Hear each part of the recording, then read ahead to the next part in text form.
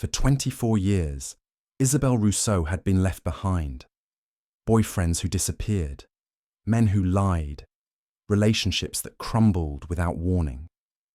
At 46, she had finally found someone different, Nathan Blackwood, the gentle neighbor who seemed to offer the family she'd always dreamed of. But when she saw him in that diner with another woman 2 weeks before their wedding, something inside her shattered completely. The gun in her purse felt like justice. The 2 shots felt like protection. Only later, in a holding cell, would she learn the truth that would haunt her for the rest of her life.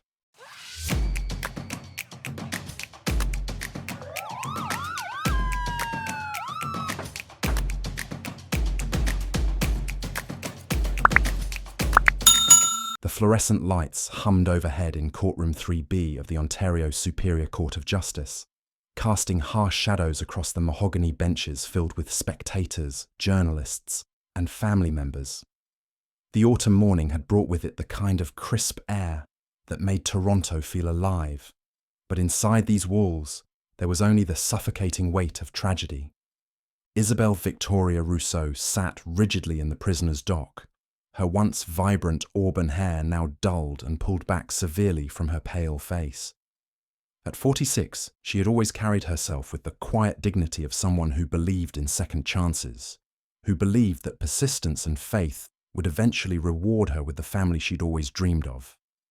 Now, dressed in the standard issue orange jumpsuit, her hands shackled before her, she stared straight ahead with hollow eyes that had seen too much. "All rise for the Honourable Justice Patricia McDougall," called the court clerk. The courtroom rustled as everyone stood. Justice McDougall, a stern woman in her early 60s with silver hair and wire-rimmed glasses, took her place behind the bench. She had presided over countless murder trials in her 20-year career, but few had carried the particular tragedy that this case embodied. "Be seated," Justice McDougall instructed, her voice carrying the authority of years on the bench. "We are here today for the sentencing of Isabelle Victoria Rousseau, who has pleaded guilty to 2 counts of second-degree murder in the deaths of Nathan Alexandra Blackwood, aged 48, and Celeste Marianne Blackwood, aged 33. The words hung in the air like smoke. Isabelle's shoulders tensed at the mention of their names, names that had once brought her joy, hope, and ultimately devastating sorrow. Crown Attorney Jonathan Reeves stood, his dark suit impeccable, his expression grave. At 38, he had prosecuted his share of crimes of passion, but this case had affected him in ways he hadn't expected. "Your Honour, before we proceed to sentencing, I believe it's important for the court to understand the full circumstances that led to this tragedy." Justice McDougall nodded. "Proceed, Mr. Reeves." Isabelle's defense attorney, Linda Sarah Mackenzie, a seasoned criminal lawyer known for her compassionate approach to difficult cases, glanced at her client with concerned eyes. She'd spent months trying to understand how a woman with no prior criminal record, beloved by her family and colleagues, could have committed such an act. "Your Honour," Crown Attorney Reeves began, "on the afternoon of September 15, 2024, Isabelle Rousseau entered Rosie's Diner on Queen Street East, where she observed her fiancé Nathan Blackwood having lunch with a woman she did not recognise.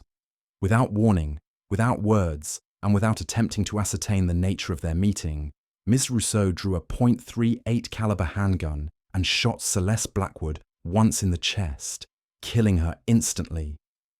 She then turned the weapon on Nathan Blackwood, firing twice, once in the chest and once in the head. Both victims died at the scene. A collective intake of breath swept through the courtroom. In the gallery, Isabelle could see her mother, Vivienne Rousseau, a small woman with greying hair and kind eyes, weeping silently into a tissue. Her 2 younger brothers, Philippe and Gabriel, sat on either side of their mother, their faces etched with a mixture of grief and disbelief. The Crown Attorney continued, his voice steady but weighted with the gravity of the facts. What makes this case particularly tragic, Your Honor, is that Celeste Blackwood was Nathan's younger sister, who had travelled from Vancouver to Toronto, specifically to meet her future sister-in-law before the wedding, which was scheduled for just 2 weeks later. Isabel's body shook as those words hit her again, just as they had when her lawyer first told her in the holding cell 3 days after her arrest. The memory crashed over her like a wave. The moment when Linda Mackenzie had sat across from her in that sterile room, her usually composed face struggling to maintain professional neutrality. "Isabel," Linda had said softly, "I need to tell you something about the woman you shot." Celeste Blackwood. She was Nathan's sister. The world had tilted then, just as it tilted now in the courtroom. Margaret remembered how her legs had simply given out, how she had collapsed to the cold concrete floor of the cell, how the wails that escaped her throat hadn't sounded human. She had killed the one man who had promised to love her forever, and in her blind rage and accumulated pain, she had also destroyed an innocent woman whose only crime had been wanting to welcome her into the family. Defense attorney Mackenzie stood, her silver hair catching the courtroom lights. "Your Honor, if I may address the court regarding the circumstances that led to this tragedy." "Proceed, Ms. Mackenzie." Isabel Rousseau was born and raised in Mississauga by loving parents, Robert Rousseau, who passed away 8 years ago, and Vivienne Rousseau, who is here in the courtroom today. Isabel grew up in a household that valued family above all else. Her father, an engineer who immigrated from Quebec in the 1970s, and her mother, a schoolteacher born in Toronto, created a home filled with love, laughter, and the kind of stability that made their children believe in the possibility of lasting happiness. Isabel closed her eyes, remembering Sunday dinners around their old oak table, her father's gentle humour, her mother's famous tourtière, the way her brothers would tease her about her romantic movies, but never meanly. She had grown up believing that love was simple, that it was meant to last, that families were meant to be built on trust and commitment. Isabel's brothers, Philippe and Gabrielle, both younger, found love early and married in their 20s.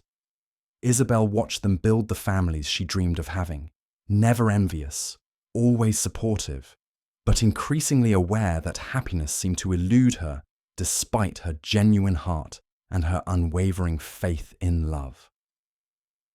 The defense attorney paused, consulting her notes. "Your Honor, Isabel's romantic history is crucial to understanding how we arrived at this terrible moment.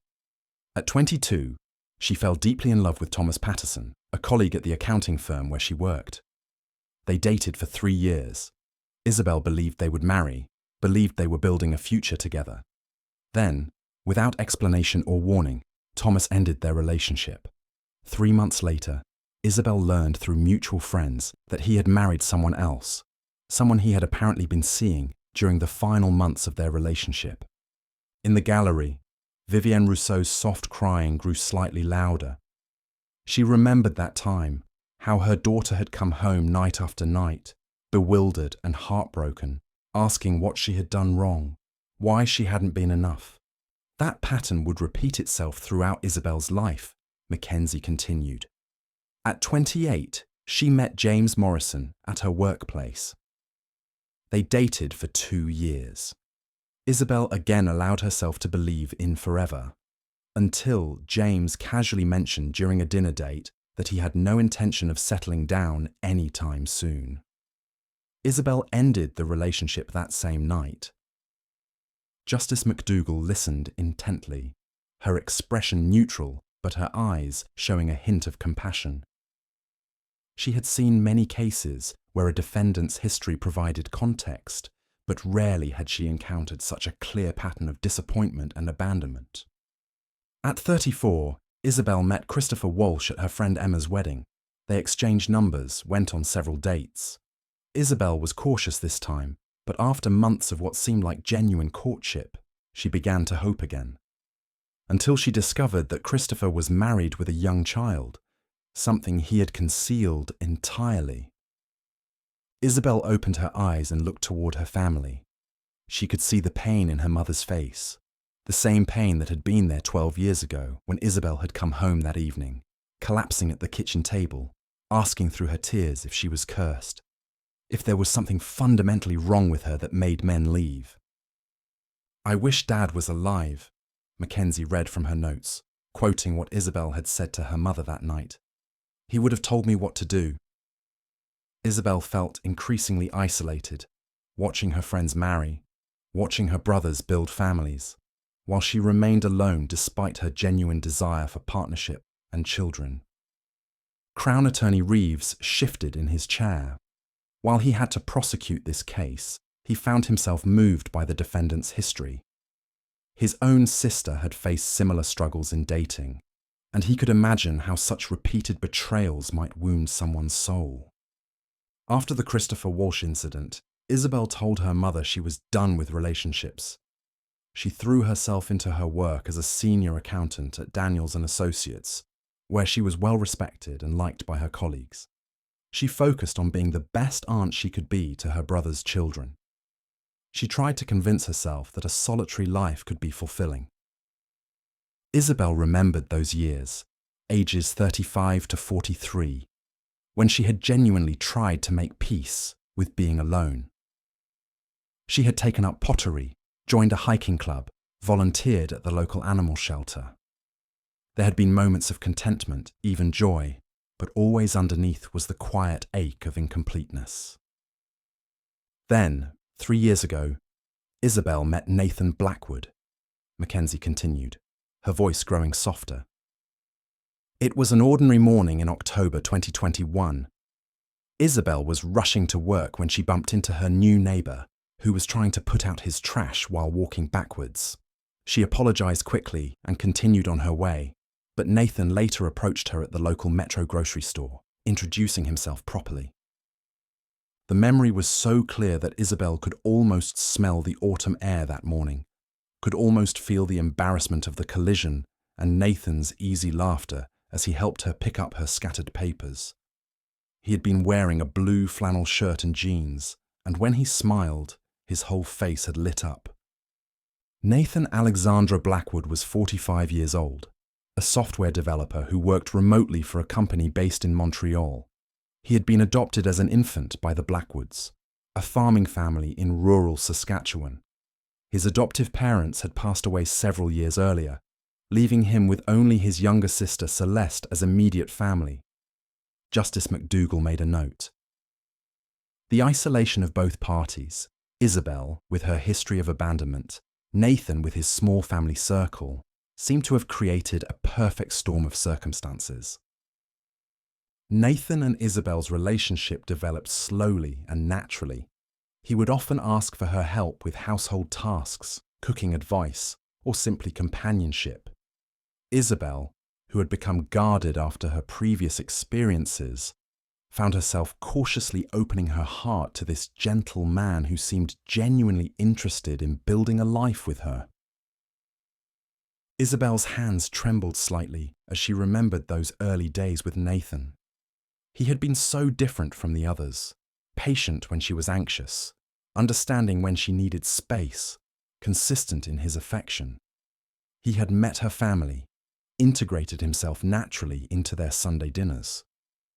Her mother had adored him, and her brothers had finally stopped worrying about their sister's happiness. 2 years into their relationship, in September 2023, Nathan proposed to Isabel during a weekend trip to Algonquin Park. Isabel said yes, believing finally that her patience and faith had been rewarded. The engagement ring was still in police custody, logged as evidence. Isabel wondered if she would ever see it again, wondered if she even deserved to. It had been her grandmother's ring, a simple solitaire that Nathan had asked her mother's permission to use. The thoughtfulness of that gesture had meant everything to her. Your Honor, it's crucial to understand Isabel's state of mind in the weeks leading up to the wedding.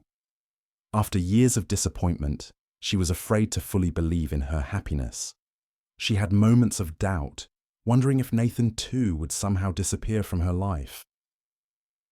Linda Mackenzie paused, looking at her client with obvious compassion. Isabel had never met Nathan's family. She knew he had been adopted, knew that his adoptive parents had passed away, and knew he had a sister named Celeste who lived in Vancouver. Nathan had mentioned several times that he wanted Isabel to meet Celeste, but their schedules hadn't aligned, and Celeste's work as a physical therapist kept her very busy. The Crown Attorney nodded slightly. The investigation had revealed that Nathan had been planning the meeting between his fiancée and sister as a surprise, wanting them to get to know each other before the wedding. On September 15th, 2024, Isabel was returning from her final dress fitting. She was in a good mood, excited about the wedding, when she decided to stop for coffee at Rosie's Diner, a place she and Nathan frequented together. Isabel's breathing became shallow as they approached the moment that had destroyed everything. She could still see it so clearly. Walking into the diner, scanning the room casually, and then feeling her blood turn to ice when she saw Nathan at a corner booth with a beautiful young woman she had never seen before. Isabel saw Nathan sitting with an attractive woman approximately her age, someone she didn't recognize. They were laughing together, appeared comfortable with each other, and seemed to be enjoying an intimate conversation. The word intimate hit Isabel like a physical blow. That's what she had thought she was seeing: intimacy, betrayal, the end of another relationship. She hadn't seen a future brother and sister-in-law getting to know each other. She had seen what her traumatized heart expected to see. Your Honor, Isabel's reaction was not premeditated. She kept a handgun in her purse, legally registered and properly licensed, because she lived alone and had been advised by police to take precautions after a break-in at her apartment building 2 years earlier. Justice McDougall frowned slightly. The presence of the weapon had certainly made the tragedy possible, but it had been legally owned and carried. Isabel entered the restaurant in what can only be described as a dissociative state. Her accumulated trauma, her fear of abandonment, and her complete misreading of the situation combined to create a perfect storm of rage and despair. Isabel remembered nothing clearly after entering the diner. There were fragments, the sound of chairs scraping, Celeste Blackwood's surprised face turning toward her, Nathan's voice calling her name, the weight of the gun in her hand. Then there had been sounds she couldn't identify, screaming that might have been hers, and then sirens and police officers in handcuffs. The prosecution is correct that Isabel fired without warning and without attempting to understand what she was witnessing. This was an act of tragic, devastating impulsiveness born from years of accumulated psychological wounds. Crown Attorney Reeves stood again. Your Honor, while the defense has painted a sympathetic picture of the defendant's romantic history, we must not lose sight of the fact that 2 innocent people are dead. Nathan Blackwood was planning to marry Isabel Rousseau in 2 weeks. He was excited about his future with her, had spoken to friends and colleagues about his love for her and his plans for their life together. Isabel's chest tightened. Learning about Nathan's genuine feelings after his death had been another form of torture. His co-workers had testified that he talked about her constantly, that he was planning to ask her about starting a family on their honeymoon. Celeste Blackwood was a 33-year-old physical therapist who devoted her life to helping others recover from injuries and trauma. She was beloved by her patients, her colleagues, and her small circle of close friends. She had taken time off work and spent money she couldn't easily afford to fly from Vancouver to Toronto for one reason: to meet and welcome the woman her brother loved into their family. The Crown Attorney's voice grew heavier. Celeste had actually prepared a gift for Isabel, a photo album she had created documenting Nathan's childhood and adolescence, thinking Isabel might want to understand more about the man she was going to marry. That album was found in her hotel room after her death. Isabel's head fell forward and she began to shake with silent sobs. The cruelty of what she had done seemed to multiply with every new detail she learned. Celeste hadn't been a rival or a threat. She had been prepared to be a sister. These were not bad people caught in some sordid affair, Reeves continued. These were siblings who loved each other, planning to expand their small family, to include someone they hoped to love as well. Isabelle Rousseau's actions destroyed not just two lives, but the future that all three of them could have shared. The Crown Attorney returned to his seat, and Justice McDougall looked toward the defense table. Ms. Mackenzie, does your client wish to address the court? Linda Mackenzie looked at Isabel, who slowly shook her head. They had discussed this possibility extensively, but Isabel felt that anything she said would sound inadequate, self-serving, or worse. Your Honor, Isabel is too overwhelmed by grief and remorse to speak today. However, she has asked me to convey that she understands the full weight of what she has done, and that she takes complete responsibility for her actions. Justice McDougall nodded. Before I proceed to sentencing, I want to address the family members who are present today. Vivienne Rousseau looked up from her tissue, her eyes red but alert. Philippe and Gabriel Rousseau straightened in their seats. Mrs. Rousseau, I cannot imagine what you have endured watching your daughter face these charges. I know that you raised Isabel with love and strong values, and I know that nothing in her upbringing prepared any of you for this tragedy. Vivienne nodded, fresh tears streaming down her face. She had told Linda Mackenzie that she still loved her daughter completely, but struggled to reconcile the woman who had raised 3 children with such care with the woman who had committed these acts. Justice McDougall turned her attention to the other side of the gallery, where Nathan and Celeste's friends sat together. I also want to acknowledge those who loved Nathan and Celeste Blackwood. Your loss is immeasurable, and nothing that happens in this courtroom can restore what was taken from you. The judge shuffled her papers, gathering her thoughts. This case represents one of the most tragic examples of how untreated psychological wounds and accumulated trauma can lead to devastating consequences. Isabelle Rousseau spent 24 years experiencing repeated romantic betrayals that left her with what appears to be a form of complex post-traumatic stress disorder. Isabel looked up slightly, surprised to hear her pain given a clinical name. However, Justice McDougall continued, psychological trauma, no matter how severe, cannot excuse the taking of 2 innocent lives. Isabelle Rousseau made a choice to carry a weapon, made a choice to enter that restaurant, and made a choice to fire that weapon without attempting to understand what she was witnessing. The judge's voice grew firmer. The tragedy is compounded by the fact that Isabel's fears were unfounded. Nathan Blackwood was not betraying her. Celeste Blackwood was not a romantic rival. Isabel destroyed the very future she had been hoping for, along with 2 lives that had value far beyond their relationship to her. Isabel felt as though she might vomit. The judge was right. She had destroyed her own happiness along with everything else. Isabelle Rousseau, please stand, Justice McDougall instructed. Isabel rose unsteadily, her legs weak and her hands shaking. Linda Mackenzie stood beside her, placing a supportive hand on her client's arm. Isabelle Victoria Rousseau, you have pleaded guilty to 2 counts of second-degree murder. While I am moved by your history of psychological trauma and your lack of prior criminal behavior, I must impose a sentence that reflects the gravity of your actions and serves the needs of justice. The courtroom was silent, except for Vivienne Rousseau's quiet weeping. On the first count of second-degree murder in the death of Celeste Marianne Blackwood, I sentence you to life imprisonment with no possibility of parole for 15 years. On the second count of second-degree murder in the death of Nathan Alexandre Blackwood, I sentence you to life imprisonment with no possibility of parole for 15 years to be served concurrently.